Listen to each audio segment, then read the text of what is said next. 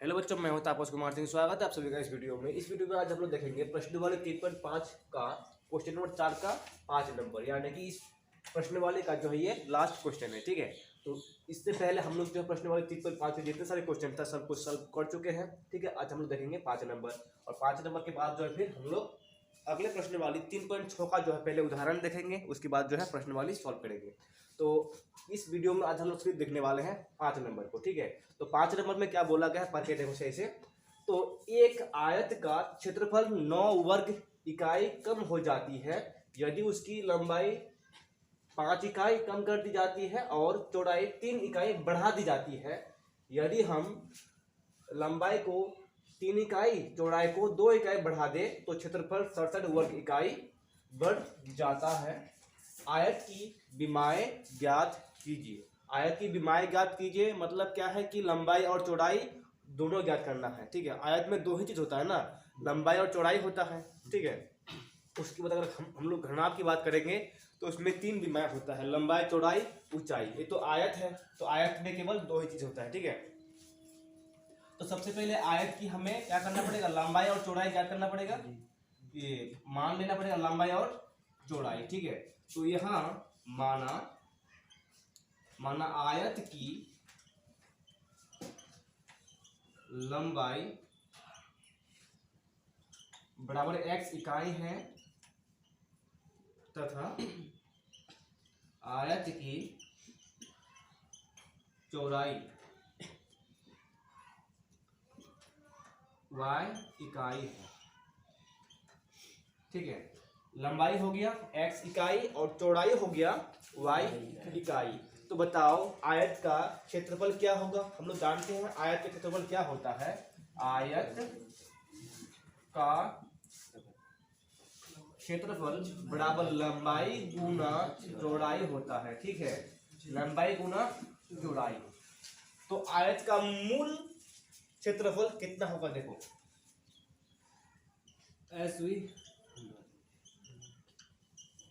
know that, हम लोग जानते हैं आयत का क्षेत्रफल बराबर लंबाई गुना चौड़ाई ये होता है। ठीक है, ये सूत्र से होता है। तो ये जो आयत है यहाँ पर, इस आयत का लंबाई है x और y है चौड़ाई। ठीक है, तो इसका क्षेत्रफल कितना होगा, इसीलिए यहाँ जो आयत दिया हुआ है आयत का मूल क्षेत्रफल बराबर लंबाई गुना चौड़ाई, वर्ग इकाई होगा। क्या होगा, वर्ग इकाई। ठीक है, इतना तो जो है मूल आयत का क्षेत्रफल हो गया। ठीक है, अब कंडीशन दिया हुआ है, दो कंडीशन, यानी कि इसमें हम लोग का दो समीकरण बनेगा। पहला समीकरण इसमें बनेगा कि लंबाई से 5 कम कर देंगे और चौड़ाई में 3 बढ़ा देंगे। ठीक है, कम कर देंगे मतलब माइनस कर देंगे, और बढ़ा देंगे बोले तो जोड़ देंगे। ठीक है, तो उसका क्षेत्रफल में कितना कमी आ जाएगा, 9 वर्ग कमी आ जाएगा। ठीक है, तो सबसे पहले हम लोग अब यहां कर देते हैं प्रश्न सी,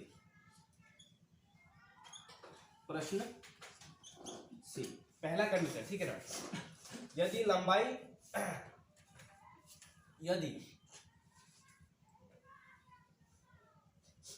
यदि लंबाई गुना चौड़ाई, इसमें तो है यदि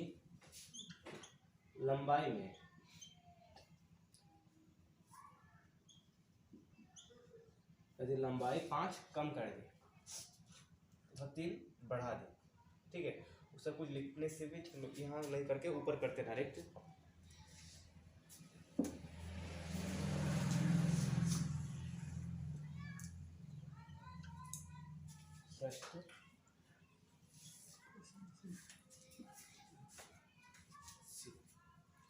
ठीक है, फिलहाल तो क्षेत्रफल इतना है। ठीक है, तो देखो यहाँ पे अब जो है लंबाई से 5 इकाई कम कर देना है। लंबाई कितना है, यदि लंबाई 5 इकाई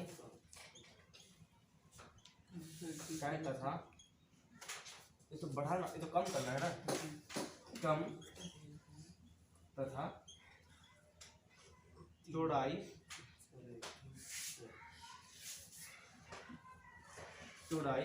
3 इकाई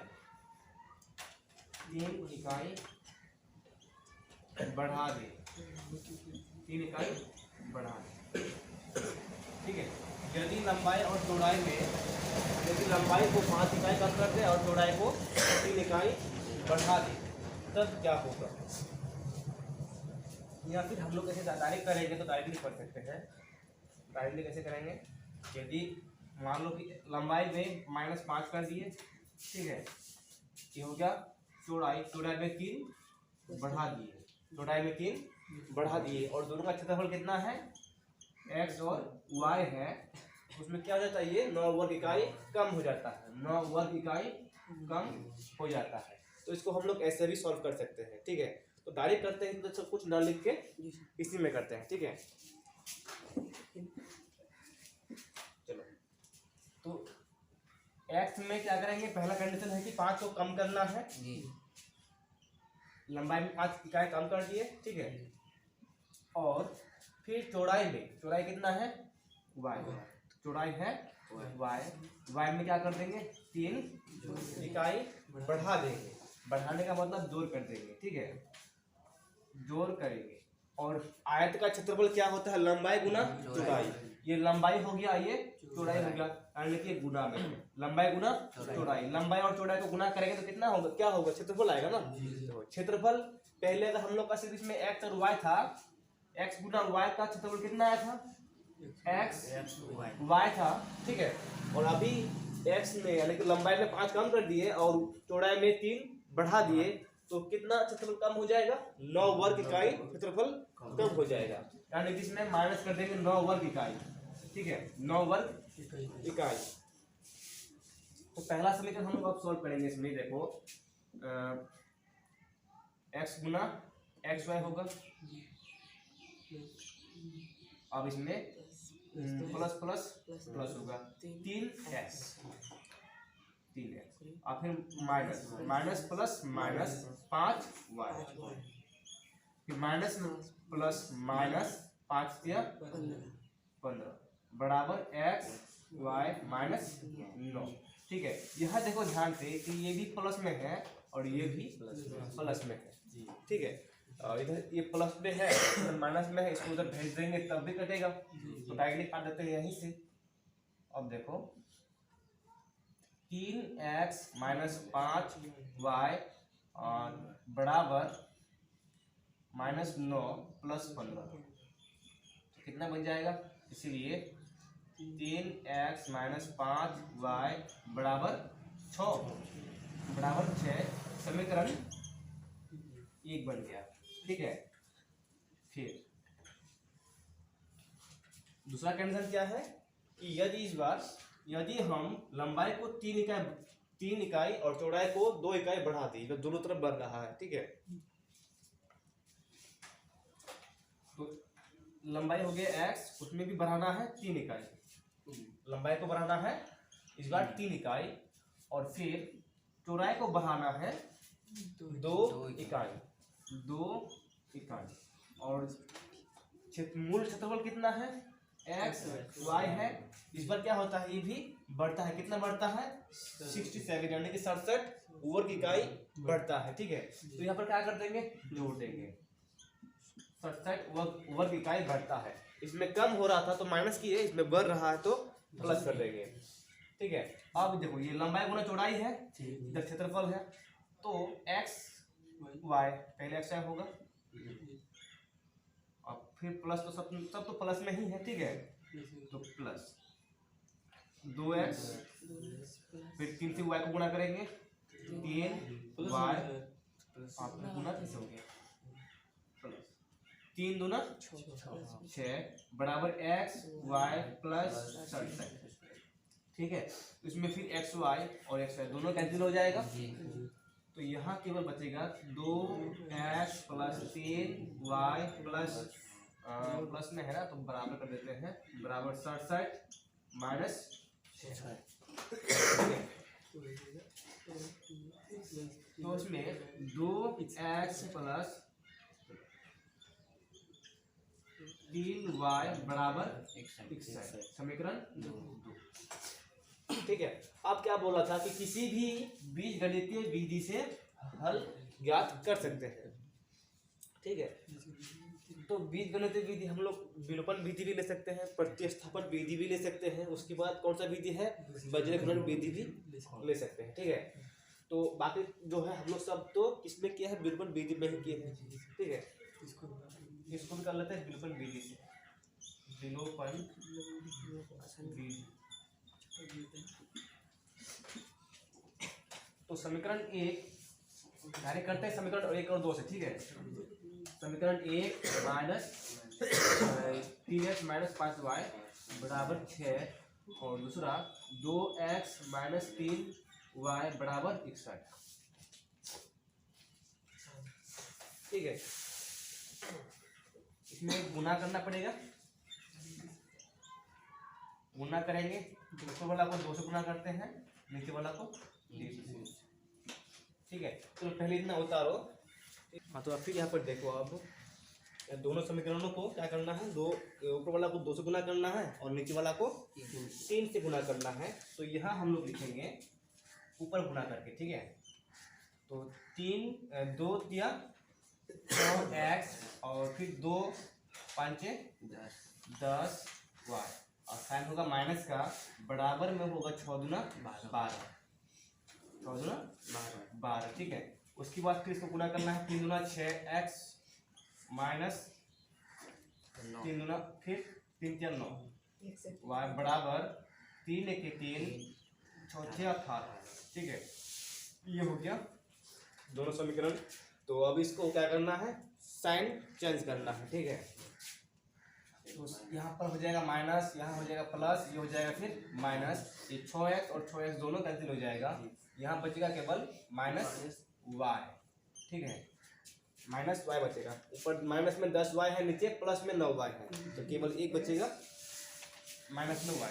ये प्लस में 9 होना चाहिए, ये माइनस में है ना, समीकरण 2 माइनस में है कि प्लस में है, ये प्लस में है, प्लस में होगा तो ये प्लस हो जाएगा, तो यहाँ पर प्लस, अभी हो जाएगा माइनस, माइनस माइनस 19y हो जाएगा, माइनस माइनस 19y और यहाँ बचेगा केवल माइनस में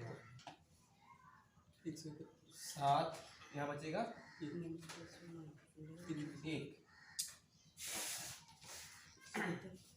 ये 171 ना। अब देखो 19 का लाइन किसको आता है, माइनस माइनस कैंसिल हो जाएगा, 19 का लाइन किसी को आता है, नहीं आता है किसी को, 19 नौ कितना होगा 171, y बराबर 9 आ गया, y बराबर 9 आ गया। ठीक है ना, मतलब कि आयत की जो मूल चौड़ाई है वो कितना है, 9 है। ठीक है, अब फिर हम लोग को निकालना है चौड़ाई, चौड़ाई की लंबाई। तो फिर y का मान, अब y का मान समीकरण 1 में रखने पर, समीकरण 1 में क्या है, 3x माइनस 5y बराबर 6 और इसमें आप क्या रखना है, y का मान रखना है। ठीक है, तो y का मान हो गया 9, तो गुना में 9 बराबर 6, 3x माइनस 9 5 45 बराबर 6, तो 3x बराबर 6 प्लस 45, नीचे वाला को मिटा देता हूँ, 45 x बराबर इसमें कितना हो जाएगा, 9 6 15, 5 और 6 11, 11 का 1 4 और 1 5, 51 हो जाएगा और नीचे 3। तो इसीलिए x बराबर 3 1 देखो 17 का लाइन तो पढ़ा होगा। ठीक है, 17 का लाइन आता है 3 बार में, 51, तो x बराबर कितना हो गया, 17, x बराबर 17। अतः हमें क्या ज्ञात करना था इसमें, विमाएं यानी कि लंबाई और चौड़ाई। ठीक है, अतः आयत की लंबाई 17 मीटर 17 इकाई है।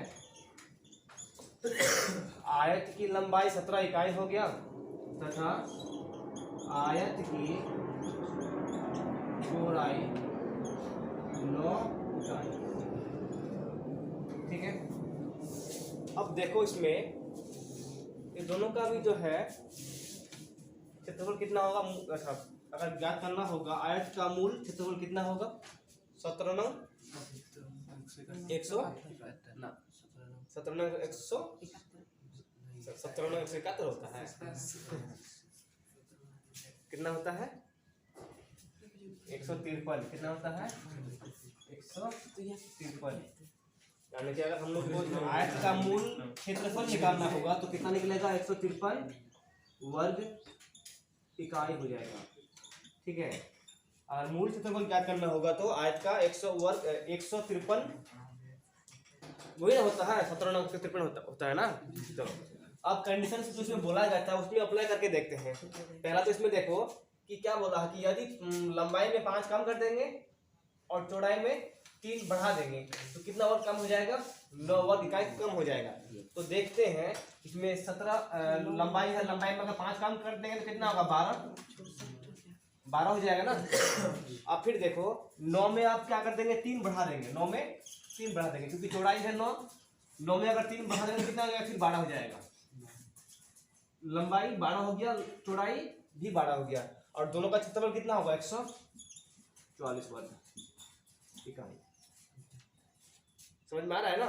देखो अब पहले कितना था 153, बाद में कितना हो गया 144। कितना कम हुआ देखो तो 9 कम हुआ है कि नहीं हुआ है। 13 में से 4 जाएगा तो 9। ठीक है, तो क्या बोला था 9 वर्ग इकाई कम हो जाएगा अगर 5 कम कर दोगे लंबाई में और 3 चौड़ाई में बढ़ा दोगे तो। 5 देखो 17 में 5 कम कर दिए तो 12 हो गया और 9 में 3 बढ़ा दिए तो 12 हो गया। दोनों का क्षेत्रफल लंबाई में चौड़ाई 144 हो गया। ठीक है, अब दूसरा वाला अप्लाई करके देखते हैं। इसमें क्या बोला था कि अगर लंबाई में भी 3 बढ़ा देंगे इसमें कितना हो जाएगा 20 और फिर चौड़ाई में 2 बढ़ा देंगे इसमें क्या हो जाएगा 11।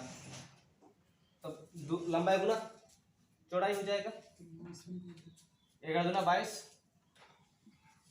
11 दूना 22 कितना होगा ना 220 ना होगा। अब 220 देखो पहले कितना था 153 था माइनस करके देखो 7 बचेगा इसमें हो जाएगा 11 में से 5 जाएगा तो 6। अब इसमें 0 क्या 67 बढ़ा है 67 बढ़ा है ना। तो ये बिल्कुल सही है। ठीक है, आप तुम लोग उतारो इसको और आज के लिए बस इतना ही इस वीडियो में। नेक्स्ट क्लास में देखेंगे प्रश्न वाले 3.6।